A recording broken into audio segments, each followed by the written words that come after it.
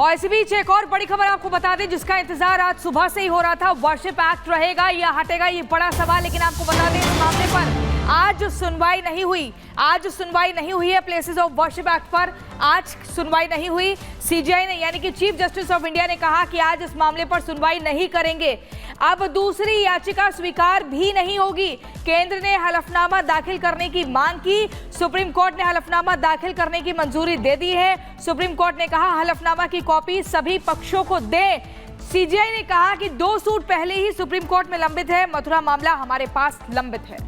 और अनामिका सिंह हाथरस से हमारे साथ जुड़ गई हैं। अनामिका, इस पूरे मामले में कई याचिकाएं लंबित बताई जा रही हैं, लेकिन ये फैसला सामने आ रहा है कि आज सुनवाई नहीं होगी।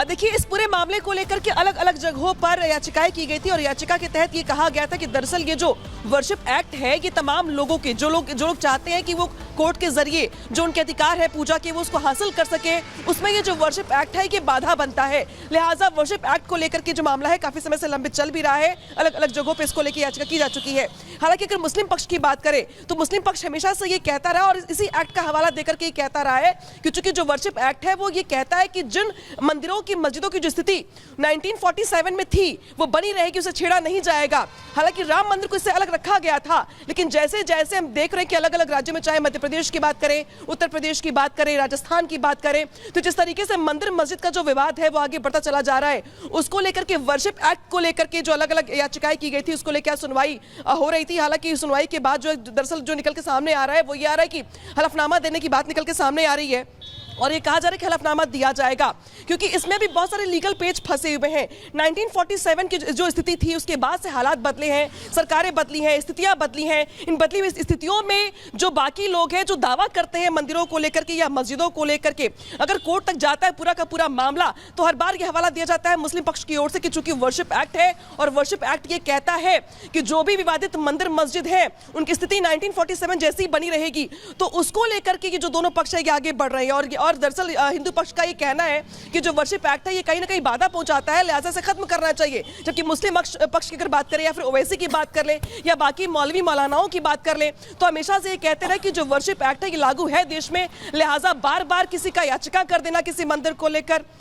किसी को लेकर के किसी को टिप्पणी कर देना किसी मंदिर को लेकर या मस्जिद को लेकर के, ये ठीक नहीं है। तो देखिए इस पूरे मामले को लेकर के देखिए, और अब बड़ी खबर दरअसल ये आ रही है कि जो सीजीआई है उन्होंने आदेश लिखना शुरू कर दिया है और ये भी कहा है कि जो आदेश वो देने के लिए जा रहे हैं उसके तहत जो दोनों पक्ष हैं उनकी दलीलें सुनने के बाद ये फैसला आ रहा है। हालांकि देखना ये होगा कि सुप्रीम कोर्ट का फैसला पूरे मामले को लेकर के आता है। देखिए बड़ी खबर आ गई है जहां पे सीजीआई ने केंद्र सरकार को जवाब दाखिल करने के लिए 4 हफ्ते का समय दिया है। ये बड़ी खबर आ रही है जहां पे सीजीआई की ओर से केंद्र सरकार को पूरे मामले को लेकर के हलफनामा दायर करने के लिए 4 हफ्ते का समय दिया गया है। चूंकि ये जो याचिकाएं हैं वो वर्शिप एक्ट के तहत जो के खिलाफ की गई हैं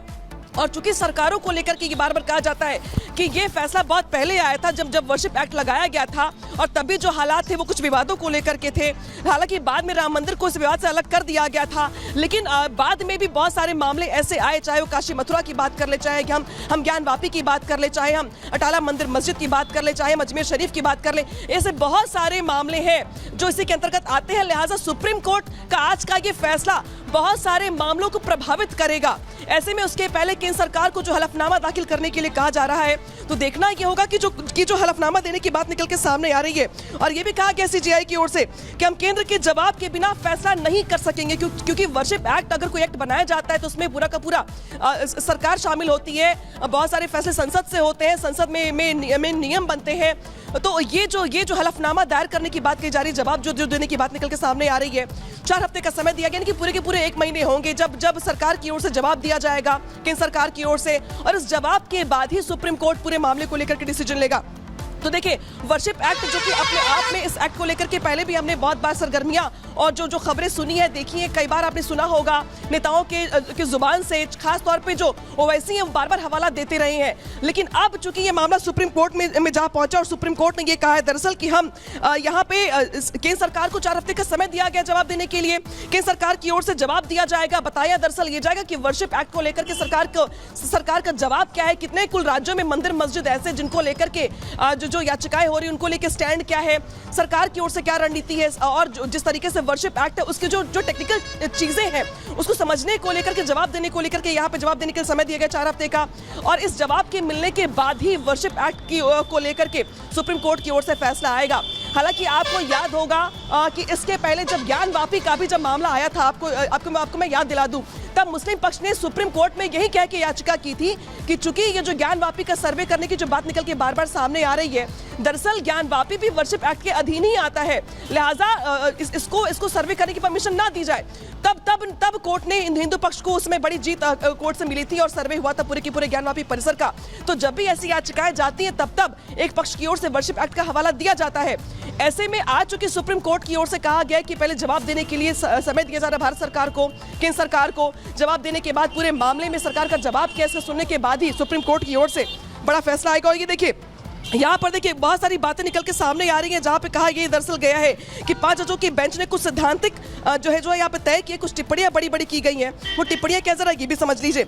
ये कहा गया है कि सवाल ये कि क्या कोई सिविल कोर्ट उनके खिलाफ जा सकता है, वर्शिप एक्ट जो है, वर्शिप एक्ट, क्या इसके खिलाफ कोई भी जो सिविल कोर्ट है, अब आप जरा इसको नोटिस कर लीजिएगा, जितने भी चाहे हम सर्वे के फैसले देख लें जो डिस्ट्रिक्ट कोर्ट की ओर से चाहे अजमेर शरीफ को लेकर के याचिका की गई हो, चाहे इसके पहले आप याद करिए भोजशाला को लेकर के सर्वे की बात निकल के सामने आई हो, ज्ञान वापी में भी जो पहली जीत मिली थी हिंदू पक्ष को वो डिस्ट्रिक्ट कोर्ट से मिली थी। तो ये यहाँ पे सिद्धांत तय करने की बात निकल के सामने आ रही है सुप्रीम कोर्ट के 5 जजों की बेंच की ओर से, जब वो कहते हैं ये कि क्या कोई सिविल कोर्ट उनके खिलाफ जा सकता है। ये अपने आप में बड़ी टिप्पणी है। साथ ही ये भी कहा गया है सुप्रीम कोर्ट की ओर से कि हम चाहते हैं कि केंद्र सरकार इस पूरे मामले में जो अपना पक्ष है वो यहाँ पर दे। अब पक्ष के तौर पे उनके पास क्या तथ्य है वर्शिप एक्ट को लेकर के, ये जरूर देखना होगा। हालांकि फिलहाल बड़ी खबर दरअसल यहाँ पर यही है प्रियंका एंड प्रगति की, जिस तरीके से कोर्ट की ओर से कहा गया है 5 जजों की बेंच ने जो टिप्पणियां की हैं वो ये कही हैं कि जो सुप्रीम कोर्ट है उनकी ओर से 4 हफ्ते का समय दिया गया केंद्र सरकार को। अब केंद्र सरकार को ये बताना होगा कि ये जो तथ्यात्मक चीजें हैं जो नियमों के अधीन आती हैं उसको लेके भारत सरकार का जवाब क्या, उस जवाब के बाद ही सुप्रीम कोर्ट की ओर से जो अगली सुनवाई होगी, जो अगला फैसला होगा वर्शिप एक्ट को लेकर के, वो सामने आएगा। अनामिका, बहुत ही महत्वपूर्ण जानकारी आपने दी है, फिलहाल के लिए बहुत शुक्रिया। और आपको बता दें सीजीआई यानी कि चीफ जस्टिस ऑफ इंडिया ने सीधे तौर पर कह दिया कि आज सुनवाई नहीं हुई है, लेकिन अगले आदेश तक मंदिर मस्जिद से जुड़ा कोई मुकदमा दर्ज नहीं होगा और कोई दूसरी याचिका भी दायर करने की अनुमति नहीं है।